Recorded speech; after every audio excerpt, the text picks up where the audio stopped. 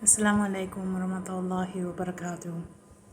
So today we are going to go through Surah Al-Baqarah, ayahs 15 through 22. A'udhu billahi minash shaitanir rajim. I seek refuge in Allah from shaitan. Bismillahir rahmanir rahim. In the name of Allah, the entirely merciful, the especially merciful. Rabbi zidni ilma, Rabbi zidni ilma, Rabbi zidni ilma. Lord, increase my knowledge. Bismillahirrahmanirrahim. But Allah mocks them and prolongs them in their transgression while they wander blindly. Those are the ones who have purchased error in exchange for guidance, so their transaction has brought no profit, nor were they guided. Their example is that of one who kindled a fire, but then it illuminated what was around him. Allah took away their light and left them in darkness, so they could not see. Deaf, dumb, and blind, so they will not return to the right path. Or it is like a rainstorm from the sky, within which is darkness, thunder, and lightning. They put their fingers in their ears against the thunderclaps in dread of death. But Allah is encompassing of the disbelievers. The lightning almost snatches away their sight. Every time it lights the way for them, they walk therein. But when darkness comes over them, they stand still. And if Allah had willed, He could have taken away their hearing and their sight. Indeed, Allah is over all things competent. O mankind, worship your Lord, who created you and those before you, that you may become righteous. He who made for you the earth a bed spread out, and the sky a ceiling, and sent down from the sky rain, and brought forth thereby fruits as a provision for you. So do not attribute to Allah equals, while you know that there is nothing similar to Him. Ameen. So previously in verse 14, it talked about how the disbelievers mock Allah and mock the believers. So when they meet the believers, they say, yeah, we're believers too. But when they're alone with other disbelievers, they say, just kidding, like we were just mocking them. So because they mock Allah, Allah mocks them in return and prolongs them in their transgression while they wander blindly. Again, this goes to the understanding that these non-believers are inherently and purposefully going against Allah. And when it says there are those are the ones who have purchased error in exchange for guidance. So their transaction has brought no profit, nor were they guided. So these non-believers are trading worldly gains or short-term advantages, things that they think will bring them happiness, things that they think will get them closer to, like, being in heaven. Like, they think this temporary solution is going to get them what they want, but they trade that worldly short-term thing in exchange for belief, in exchange for faith and sincerely following Allah. Their example is that of one who kindled a fire, but then it illuminated what was around him. Allah took away their light and left them in darkness, so they could not see. So this is meaning that the non-believers, their fire is their faith. So they use or choose faith and belief when it suits them. So if they are like wanting guidance because something bad is happening or someone they care about is sick, then they choose to pray. Then they choose guidance, like sparking a fire. And so it illuminates where they're standing and gives them awareness. But after they've gotten what they've wanted, they don't return to faith. They return back to this disbelief. So it's like they have a fire that faith showed them what was going on, but then their disbelief overtook them. Because when these disbelievers are so entrenched in like willfully ignoring what Allah has said, then that faith isn't going to last them longer than a flash of light or a small fire.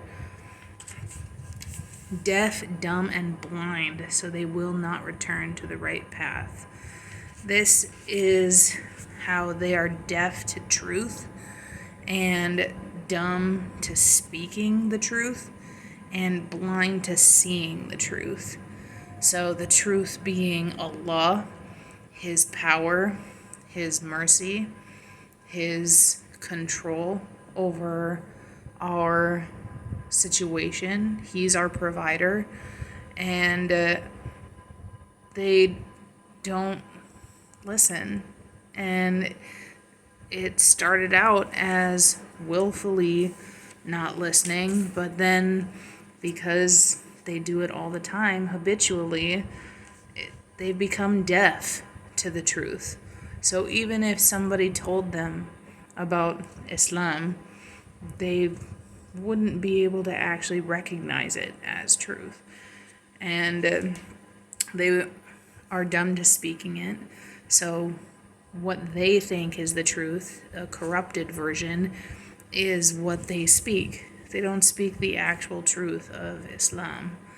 And blind to seeing it, they literally can't see what is the right path, what is the right way, because they use their faith like a flashlight, turning it on when they feel like they need it and turning it off when they feel that they have control over the situation, that they know their footing, but they don't.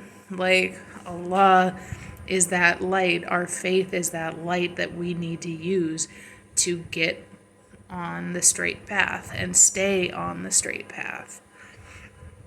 And then it talks about how it's like a rainstorm where they put their fingers in their ears against the thunderclaps in dread of death. So, like, they're scared. They're terrified of death, but they aren't even giving themselves a chance to listen to the truth that will save them from it. Like, Allah is surrounding them with His might and His guidance, but they're plugging their ears. So they don't know what's in front of them, let alone that Allah is the only one who's going to be able to take them out of this disbelief and this fear of death. And then when it says that if Allah had willed, He could have taken away their hearing and their sight. Indeed, Allah is over all things competent. So Allah could have just allowed them to not hear or see anything. But, like, part of that is, like, His mercy, that they're still able to see and hear. But part of that is also like a warning to them, to believers, that like if you are on the wrong path and you continue on the wrong path and you have this willful ignorance of the truth, then you will continue down the wrong path. You will stay in your disbelief. So it's like a warning for us believers to not allow ourselves to take our faith for granted. Don't treat it like a flashlight. And then it ends.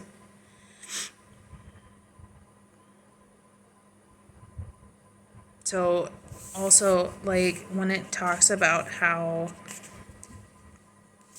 the lightning snatches away their sight, every time it lights the way for them, they walk therein. But when darkness comes over them, they stand still. So, like, they can't move forward without that flashlight. And so they're standing still in that disbelief. And they try to hide from Allah and His guidance, but like the guidance that Allah gives is available to everybody, but you have to sincerely choose to follow the guidance. Otherwise, you're going to be like these disbelievers who are scared and stuck in one place. He who made for you the earth a bed spread out, and the sky a ceiling, and sent down from the sky rain, and brought forth thereby fruits as provision for you. So do not attribute to Allah equals, while you know that there is nothing similar to Him. Alhamdulillah. Allah gave us this earth, the sky, the rain, our food. He gave us all of these things, and it would be an insult to try and think that there's anybody equal to Allah. And when it says, do not attribute to Allah equals, while you know there is nothing similar to Him. We, as believers, understand and know that there's only one Allah and nobody else, not even Jesus alayhi salam, who was a prophet, is anywhere near comparable to Him. And I feel like this section really like intensifies how the disbelievers choose to wander blindly. Like, it's not that Allah, Allah didn't misguide them, but they misguided themselves. And since they are so happy and content with continuing to take that faith for granted, use it like a flashlight when they want to, or when it suits them best, like, they're mocking Allah, and so Allah lets them go. He lets them do as they please. Allah gave us free will, and part of that is letting people go astray. Like, if you are willfully ignorant and like trying so hard to create innovations or try and figure out some other interpretation of Allah's guidance or make up your own guidance, like, these things will take you further away from Allah. And you're not going to be able to hear Him or see Him or even be able to speak truth if you go down that path. And it really just highlights how, like, as believers, Like, we need to remember that the path that these non-believers are choosing is a warning to us. Like, we need to choose the straight path. We need to choose to not be ignorant and to continue to follow Allah as He set down that path. Alhamdulillah. Inshallah, as we move forward, we understand and keep seeking that truth and making sure that that truth is what Allah has set down versus what people have created, and that we don't treat faith like a flashlight. So yeah, may Allah keep you happy, healthy, and safe. Assalamu alaikum warahmatullahi wabarakatuh.